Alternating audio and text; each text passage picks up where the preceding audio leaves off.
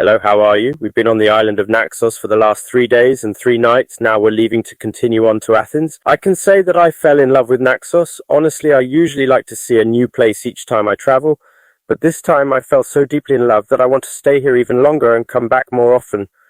It's such an ideal island in every aspect. The size is quite reasonable, not very large, but it has several beaches. You have options. If you're a fan of nude beaches, their attitude towards homosexuals is neutral. I can't say there's excessive homosexual tourism. When we walked hand in hand, no strange reactions after all. You know, Greece has a macho culture. I want to talk about prices in Naxos. Naxos is much more affordable compared to surrounding islands like Santorini and Mykonos. It's reasonably priced. For example, if two people say a friend, wine and main course, and hot-cold appetizers, you sit down and pay a total of 40 euros, which is 400 lira today. You can settle with dry money. It's not such an expensive place. I can say Turkey is more expensive. I can also say that besides drink a cold coffee, it costs about 2-3 euros. Frappe is the most famous coffee here. Hotels. We stayed in a really nice hotel and it had a legendary breakfast. It was within walking distance to the center. I looked at the nightly rate of our hotel. It's now 43 for 2 people. And as I said, breakfast included. If you rent an ATV for a day, this 4-wheeled motorbike was 30 euros. Ours might be cheaper else.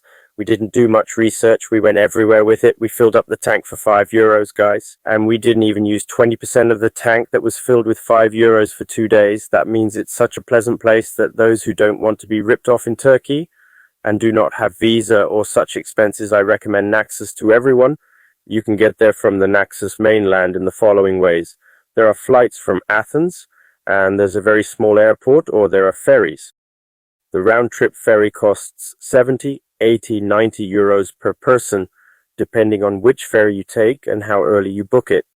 The ferry might seem a bit expensive, but there's a cheaper one, especially during the off-season, so you can get a one-way ticket for about 20 euros. Well, we bought ours at the last minute, and since it's high season right now, it was 100 euros per person for the ferry.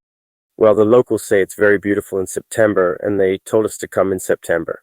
Well, there's a bar. The former owners were gay, now the tradition continues, but the owners aren't gay, so again, with a bit of style, the gay bar is right in the center. It's called Babylon, and it was very enjoyable. We hung out there for a couple of nights. It's a very cute place. The center is quite a sight. I have a story to tell you. I'm telling you right now, but I wanted to tackle the details that will attract those who want to come to Naxos, the port. Or more accurately, the port is really close. You can walk everywhere from the port. Nearly at the center of the island, there is the old center of the island, the city of Halki. We went there by motorcycle. But the current new center is a place called Kora, and we're here right now. There's one castle in the middle. There's a market around the castle. More accurately, let's call it a market.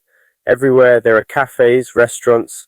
If you're not purchasing alcohol, it's much cheaper. As I said, alcohol prices but are reasonable. They have something like a frame. I will even put it as the main image of the video. You can watch the sunset in that frame in the evening.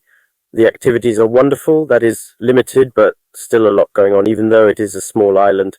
Sorry, I misspoke. Well, I hope all of your paths will lead here.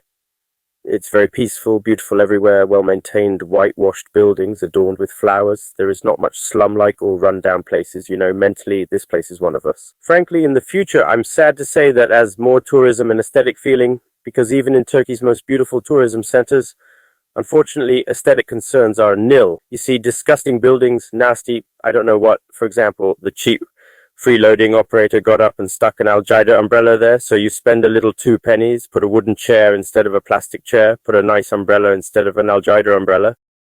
Things like that don't enter their heads. They somehow took over these touristic places, but they have no sense of aesthetics and no such culture. That is why it falls to the local authorities to impose such aesthetic regulations. But take a look.